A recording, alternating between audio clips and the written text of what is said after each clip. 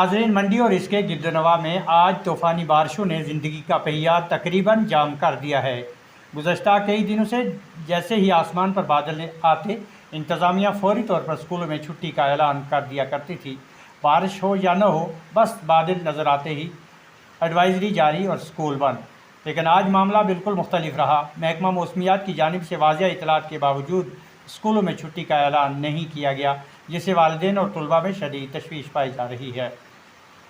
सुबह तकरीबन 10 बजे से बारिश का सिलसिला मुसलसल जारी है और ख़ास तौर पर मंडी और इसके मुल्हिका इलाका जात में शदीद बारिशों की वजह से नदी नालों और सड़कों में भी पानी का बहाव बहुत ज़्यादा तेज़ चल रहा है, जिसकी वजह से मंडी से मुतअद्दिद बालाई इलाकों में जाने वाली गाड़ियां भी मुतासर होकर रह गई हैं।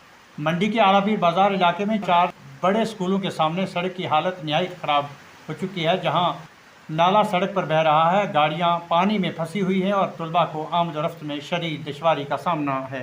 वालिदैन का कहना है कि इंतज़ामिया को बरवक्त फैसला न लेने की वजह से बच्चों की जान ख़तरे में पड़ सकती है।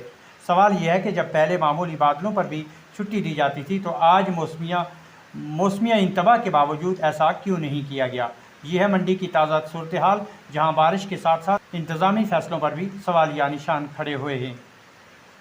इसके अलावा भी तहसील मंडी के लोरन, सारजिया, गली पिंडी, बाइला, फतेहपुर और मंडी से फागला जाने वाली सड़क पर भी शदीद पस्तियाँ आने से गाड़ियों की आमदोरफ्त मुतासर हुई है। मज़ीद अपडेट्स के लिए बने रहें हमारे साथ।